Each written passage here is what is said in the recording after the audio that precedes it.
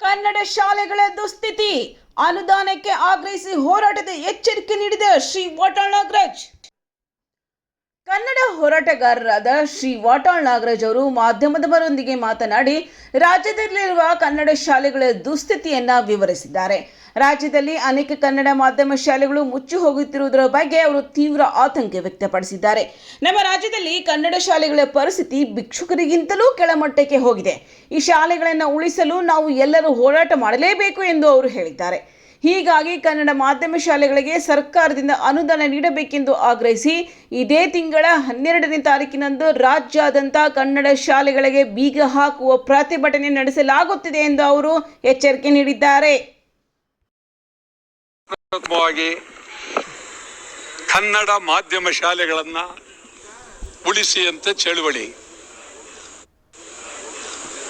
ಎಲ್ಲಿ ಕರ್ನಾಟಕದ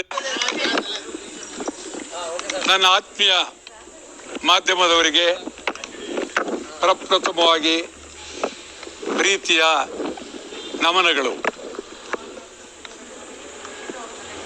ಇವತ್ತು ನಾವು ಕನ್ನಡ ಮಾಧ್ಯಮ ಶಾಲೆಗಳನ್ನು ಉಳಿಸಿ ಅಂತ ಚಳುವಳಿ ಎಲ್ಲಿ ಕರ್ನಾಟಕದಲ್ಲಿ ಮಂಡ್ಯದಲ್ಲಿ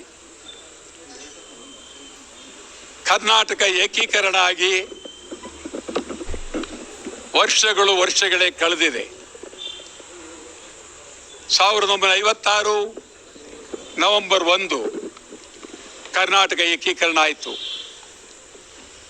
ಸುಮಾರು 72-73ರಲ್ಲಿ ಈ ರಾಜ್ಯಕ್ಕೆ ಕರ್ನಾಟಕ ನಾಮಕರಣ ಆಯಿತು. ಎಲ್ಲಾದರೂ ಇರು, ಎಂತಾದರೂ ಇರು, ಎಂದೆಂದಿಗೂ ನೀ ಕನ್ನಡವಾಗಿರು. ರಾಷ್ಟ್ರಕವಿ ಕುವೆಂಪು ಸುಮಾರು 45 ಕಿಲೋಮೀಟರ್ ದೂರದ ಮೈಸೂರಿನಲ್ಲೇ ಇಡೀ ಜೀವನವನ್ನೇ ಕಳೆದರು. ಕನ್ನಡದ ಶಕ್ತಿ ಕೆ.ವಿ. ಶಂಕರೇಗೌಡರು.